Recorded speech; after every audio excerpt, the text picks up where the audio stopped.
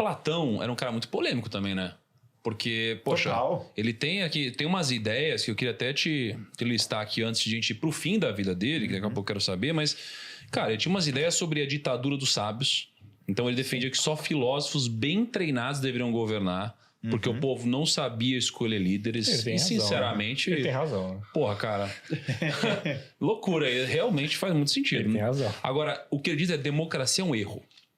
Acreditava que dar poder ao povo levaria à desordem e no fim a um tirano no controle. Sim. Né? Isso não daqui. Discordar dele também. Sabe o que é o ponto? Eu vou numa linha sutil. Tá. Eu não. Faz sentido. Sim. Mas eu também não sei qual é a solução. Tá. Você entendeu? Então, assim, aí eu também não sei qual é a solução, mas porque assim, aristocracia. Não sei. Eu não sei qual é a solução. Sim. Entendeu? O que eu sei é que hoje, o que eu vejo... Por exemplo, a gente mora num país democrático. Sim, é que a gente poderia ir para um país com outras... Que ele é um pouco radical também aqui, né? Né? É que eu acho que o próprio império, os caras vão se corrompendo também. E a gente volta pra corrupção. Mas aqui vamos lá. Então, é uma longa discussão. Eu vou tentar ser o mais breve possível. Ele vai discutir muito qual seria o governo ideal e qual o correto. E a conclusão dele? Aristocracia? Não. A conclusão dele, se for falar em estrutura de governo, grosseiramente é uma monarquia mista, que é, na verdade, uma combinação de monarquia, aristocracia e república. Você tem os três em conjunto. Isso? Então, tem várias... É porque tem diálogos diferentes, tem estruturas diferentes. Na república tem uma estrutura e no leis tem outra, né? Mas monarquia mista, pense que, por exemplo, você tem um rei, que é, na verdade... Vamos pegar o exemplo da república. Você seleciona os mais sábios da sociedade, os melhores. A aristocracia, aliás, quer dizer o governo dos melhores. A aristocracia que ele está pensando não é uma aristocracia de sangue, necessariamente, não é um nosso Deus do céu, muito menos um conjunto de emperucados do século XIX, não tem nada a ver com isso. A aristocracia, literalmente, você seleciona todos os melhores que tem. Quem são os melhores caras do nosso país? Esses vão governar. O melhor cara de tecnologia, ele está no departamento de tecnologia. Por exemplo, esses são os melhores. Só que esses, você vai ter um conselho dentro deles que é o dos mais sábios, os intelectuais mais sábios, e esses vão governar, porque os mais sábios deveriam governar. Por que os mais sábios deveriam governar? Porque senão você vai ser governado pelos menos sábios. É tautológico. O complexo é gerar um incentivo para essas pessoas a governarem, né? Não, elas são a casta mais elevada da sociedade. Não, entendi. É que estou imaginando na sociedade hoje, vamos imaginar que a gente defina uma forma para escolher os melhores. Isso. E vamos para que a gente consiga, encontramos. Cara... O prêmio é muito baixo, né? O prêmio é muito baixo atualmente. Para alguém especial que é... Isso. Foi igual um susto que o mercado foi o Paulo Guedes assumir. Era tipo assim, pô, por que você tá fazendo isso? Mas o sistema dele aqui, você tem que imaginar que ele tá falando um sistema reset, né? Sim, começamos do zero. Então eu tô só vislumbrando também. Começamos do zero, o premium seria alto. Aí, próximo. Dentro desses, o líder sempre é o mais sábio dentre os mais sábios, para ter a última palavra. Esse é o monarca. Esse é o tal do rei filósofo. Porque alguém tem que ter a última palavra, porque é igual numa empresa. Se não tem um cara que tem a última palavra, a coisa não vira. Normal. Então, um cara vai ter que ser esse. E se esse cara não for mais o mais sábio, tranquilo. O próprio conselho tira ele e troca pro outro, do próprio conselho. Fala, fulano não tá performando. Ele não tá conseguindo, ele tá perdido. Não bateu suas metas. Escolhe não bater as metas dele, o outro que tá aqui vai assumir no lugar dele. Mas você não começa a entrar num problema parecido com a democracia, no sentido de que se esse daqui é o mais sábio e a gente acertou nessa escolha, a gente deixar menos sábios tomarem uma decisão sobre trocar esse mais sábio, em algum momento pode existir alguma discordância? Pode. Embora esses menos sábios, correto, é uma objeção muito boa, mas entenda que esses menos sábios, em teoria... são também extremamente sábios. Eles são pessoas... Eles são... O top 10 escolhe um top 1 que pode não compreender ele com perfeição, mas esse top 1 foi escolhido por pessoas que são... Cara, o que 10. Parece utópico nesse desenho é que ele, como um endgame, me parece ter sentido, mas chegar nele é quase impossível. Porque, cara, assim, como eu imagino que essa turma... Vamos supor que existam objetivamente os melhores, eles são a minoria... Cara, você dá na mão de uma maioria a escolha de uma minoria como essa, é difícil ele chegar nessa conclusão. Acho que o sistema corrompe os caras. Só uma coisa, né? Não é corromper, é que não incentiva os caras. Bom, primeiro Platão acha que não existe governo perfeito e todo governo degenera. E ele fala que na Terra não tem governo perfeito. ele acha que todo governo decai. E ele fala que é normal. E aí, quando o governo decai, você tem que restaurar o governo para sua forma mais perfeita. E ele vai decair de novo e aí você vai restaurar de novo. Entendi. Ele Então, pensa tipo de maneira assim, cíclica. Tipo, você acha que Ele tinha que ter não um acha- bônus dos caras? Tipo, se os caras bateram a meta de gasto, não sei o que eu lá, acho que eu mano. entendi o que o Thiago falou, mas exemplo. Bônus pros caras. Pensa Ele um vai pouco. pro limite. Ele tá falando de 10 sábios com um Sim. super sábio lá em cima. Super Vai sábio. pro limite. Pensa nos 10 mais burros do mundo. Sim. Certo? Eu fui pro limite. Qual a chance deles não criarem pinimba com o mais sábio do mundo? Eles não vão compreender ele. Só que aí desses 10, eles são elencados por alguém, por uma massa menos sábia do que eles. Isso, mas aí é o mesmo Então, chega de uma hora Platão. que- Ele fala que Entendi. se você botar o voto para escolher o governo, por definição, a média vai para baixo. E aí nunca vai ser possível isso. Ele É fala- isso, por isso que eu te disse. O final parece positivo, mas o caminho parece impossível mesmo. O caminho não é impossível porque daí tem... a forma como é instaurado um regime assim não é democrática. Ah, entendi. Não, ele não acha... Ele acha impossível, aliás. Por isso que ele, inclusive, ele é a favor de um golpe, né? Porque foi o que ele tentou Sim, fazer. Embora ele tentou dar um golpe, mas o que ele está discutindo nesse caso é um novo regime, que são coisas diferentes. Existe uma diferença entre um golpe e um novo regime. Um golpe, você está tentando contra uma ordem vigente, que foi realmente o que ele tentou fazer ali. Mas um novo regime é uma reestruturação completa e total de uma sociedade. Está mais para, sei lá, o fim da Alemanha nazista, que é uma reestruturação completa, do que uma transição. Um cara chegou lá, tipo, sei lá, Transição de poder, né? um cara chegou lá e tomou o poder de uma estrutura existente. Aqui ele está falando de uma refação total. Essa refação do sistema aconteceu historicamente algumas vezes. Você tem, por exemplo, episódios até muito notórios na transição, por exemplo, da República Romana para o Império Romano, figuras como Carlos Magno e etc. E, na verdade, quem vai fazer algo assim e vai dar certo vai ser o discípulo do aluno dele, 2 gerações depois, que é Alexandre o Grande. Alexandre o Grande vai literalmente fazer uma reforma a esses moldes e vai dar certo. Vai tirar a Grécia de um país, de uma nação, na verdade, de uma cultura que estava em decadência absoluta, e a Grécia vai virar o maior império do mundo. Isso num lifetime. E uma coisa curiosa, então, dessa transição, né, porque Platão vai amadurecendo politicamente ao longo dos anos do pensamento dele. Ele começa bem mais imaturo, acho que esse golpe da Siracusa é baixo nível. A República já é mais alto nível e Leis é mais alto nível ainda. Ele vai só subindo o nível do pensamento. O que ele pensou sobre várias objeções que teriam a esse pensamento, que daria para entrar em várias. Mas, assim, basicamente, o que é o problema que ele tem com a democracia? O que ele está chamando de democracia é o governo do prazer. O cara, cada um quer viver para o prazer, cada um quer o seu interesse pessoal. E ele fala, olha, o fim natural da democracia é a tirania. Porque um cara vai naturalmente explorar os seus prazeres e as suas vontades individuais para tomar poder, e ele vai mandar em todos vocês. Então, a monarquia do rei filósofo, ele vê como o polo oposto da tirania, e ele não acha provável a monarquia do rei filósofo. Ele acha que ela decai de outra maneira, virar a tirania rápido.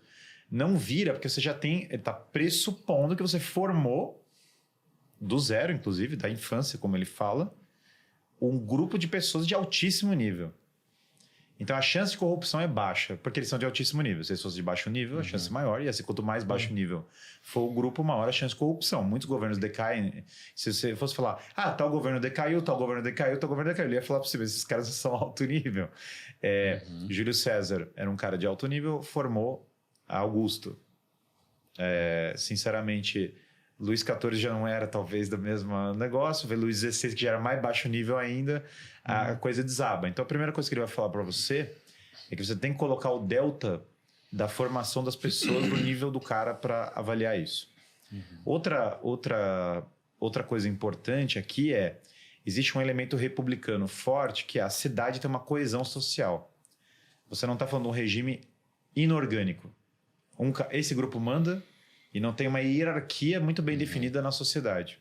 Na verdade, ele está falando que tem toda uma estrutura hierárquica muito bem definida, que vai até o artesão, que é o cara que está lá construindo, passando pelos guardiões, que são os que protegem a cidade, e você vai tendo as funções da cidade muito bem desenhadas e está todo mundo coeso e feliz. Essa estrutura, por isso que o livro chama República, inclusive.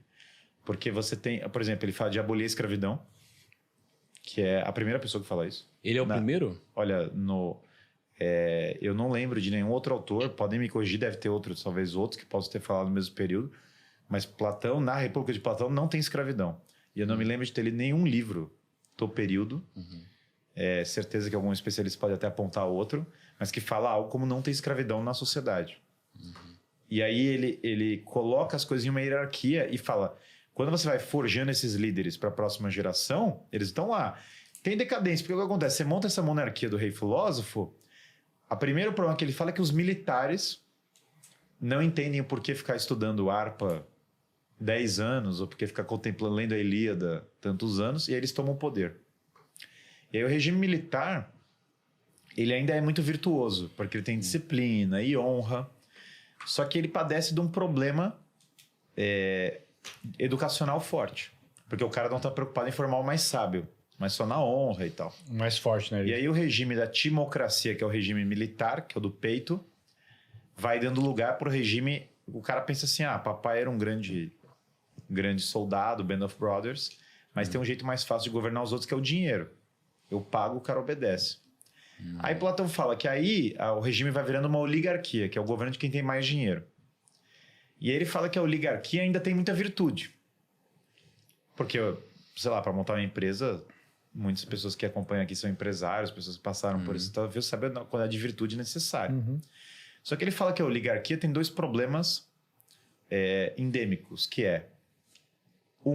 aqueles guardiões que você mandou embora, os militares, meio que eles mantinham a segurança pública, entendeu? Segundo problema, se o dinheiro é o valor último, porque aí tem outro ponto do governo ideal para ele. A monarquia do rei filósofo, a sociedade, para ela funcionar, a sociedade tem que estar direcionada, guiada por essa ali, para que o maior valor seja espiritual. Se o maior valor não é espiritual, vai começar a desabar. Na timocracia, o governo militar, o maior valor é a honra. Só que na oligarquia, o maior valor é o dinheiro. Se o maior valor é o dinheiro, tem pessoas que não têm. Natural, né? E as pessoas que não têm começam a ressentir as que têm. Esse cara tem ou não tem. Só que quem protege as pessoas que têm dinheiro das pessoas que não têm dinheiro e querem subtrair o delas? Os militares, os guardiões, os policiais. Só que os oligarcas, para tomar o poder, mandaram os militares pastarem. Então, o que acontece? Agora você tem um conjunto de gente com muito dinheiro, muita gente com inveja do dinheiro delas, e agora não tem lei e ordem para segurar. Resultado, Platão fala, começa o crime, e aí quando o crime começa a escalar, as revoluções vêm, e aí agora a democracia toma conta. Quando a democracia toma conta, ele fala que a democracia é o regime em que os maiores valores é o prazer. Que é assim, papai era um grande empresário, mas eu descobri que tem uma coisa mais fácil que ganhar dinheiro. O que é mais fácil que ganhar dinheiro? Prazer? Gastar. Gastar é mais fácil. Okay. Filhão, toma aqui a chave do carro, não preciso construir nada. Que é o prazer. Resultado. Sexo, bebida, festa... E aí ele fala, democracia é o regime do prazer. O maior valor passa a ser exatamente como você falou, o prazer. E aí com o prazer como maior valor, é o governo da vontade dos grupos. Esse é o meu grupo de interesses, essa é a minha vontade individual. Brasil hoje, então a sociedade perde coesão. Aí ele fala que piora a música, que ele fala que vira só batida. E as pessoas não têm mais paciência para harpa. E a Mas quem fala? Platão fala isso? Fala isso. Não é possível. Sim. Platão já falava isso? Sim, ele fala que a dieta vai perder. Por isso que eu tô falando. Ele tá descrevendo o Brasil 2025. A dieta... Eu tô descrevendo muitas coisas que já aconteceram em muitos lugares, né? A dieta fica sem proteína, os homens ficam fracos, a música vira batida e os grupos de interesse começam a se matar para ver quem vai tomar o poder. Nossa. Como todo mundo quer tudo de graça... O tirano aparece e oferece para as coisas prosperidade sem sacrifício, gratuita. Lá, viu? E as pessoas abrem mão da única coisa que sobrou para elas, que é a liberdade, em troca de free stuff. Quando elas abrem mão disso, o tirano estabelece o reino da morte. E aí o maior valor, e aí é diabólico o governo, a analogia que os cristãos vão fazer, que a tirania e o governo luciferino são a mesma coisa. É o demônio... Na analogia cristã, é o governo de Deus e o governo do demônio. É o oposto literal. E qual que é o próximo passo agora? Só para gente saber, então, o que está por vir.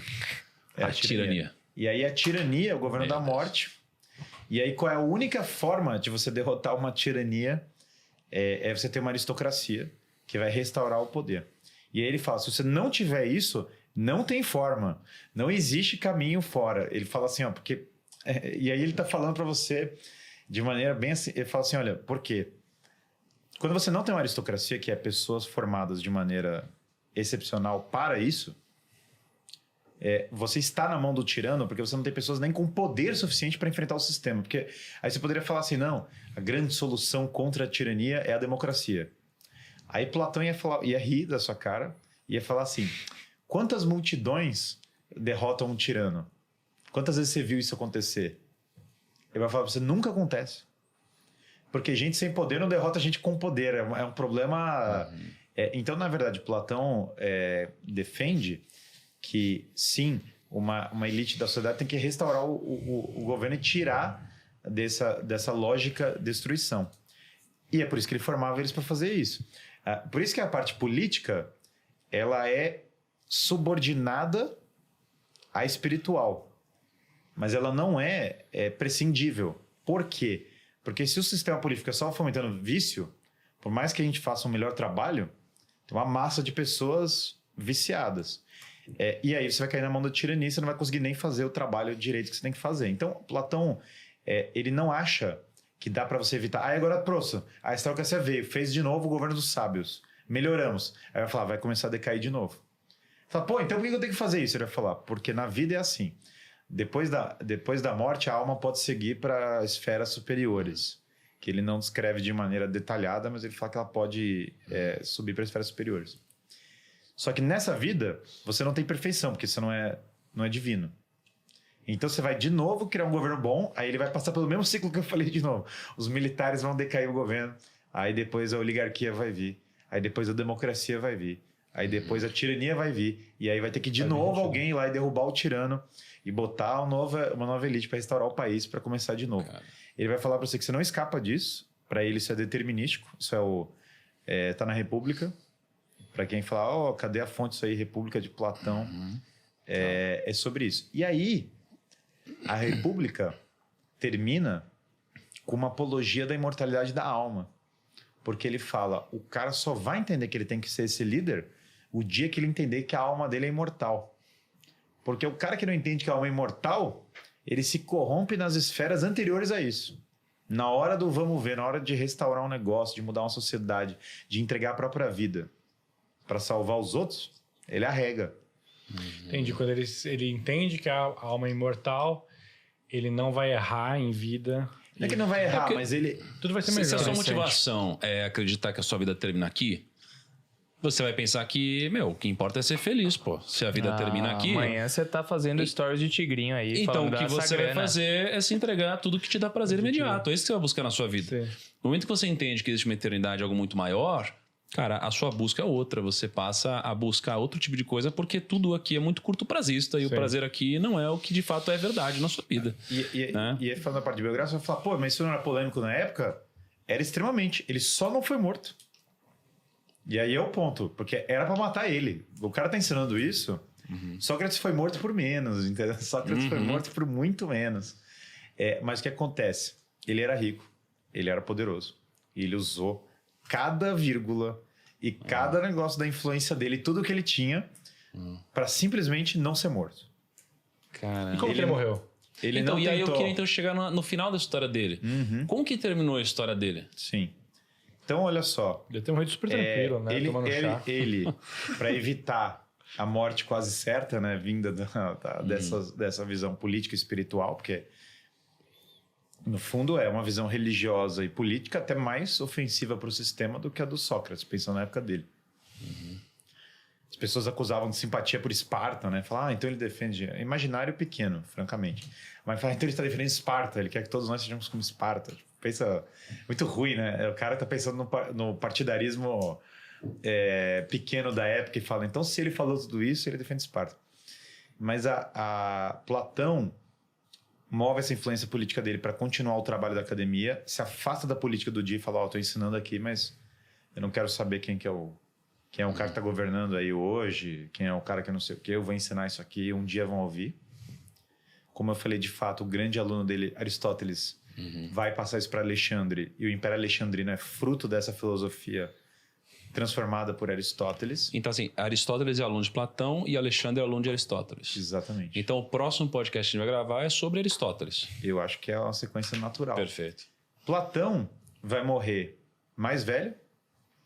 Contam que uma bela jovem ao redor dele, inclusive tocando harpa, alguma coisa assim, tem essa... Caramba. Tem essa... Ele vai morrer feliz, apesar da uma certa loucura do final da vida e tal. Provavelmente alguma doença, alguma coisa que deixou ele um pouco mal. Ele vai ter passado essa doutrina não escrita para os seus alunos. Vai ser laudado como um grande sábio. Filipe da Macedônia, pai de Alexandre, vai comparecer ao funeral dele. Vai ter... É engraçado, né? Porque para tantas pessoas que odiavam ele viveu bem. Até porque ele viveu uma vida muito saudável, esse é outro ponto. Sócrates não era... Sócrates cultivava o corpo e tudo, mas não era o mesmo nível de saúde de Platão desde o começo da vida, né? Até porque Sócrates tinha uma escolha muito forte pela pobreza, que teve impacto na sua saúde. Ele se recusava a receber, tinha todo um caminho assim. Platão, por outro lado, não. Então ele já viveu mais saudável, como eu falei, até da cozinha da academia e tal. Então ele vive bem até uma era tardia, e claro, um cultuador da harpa.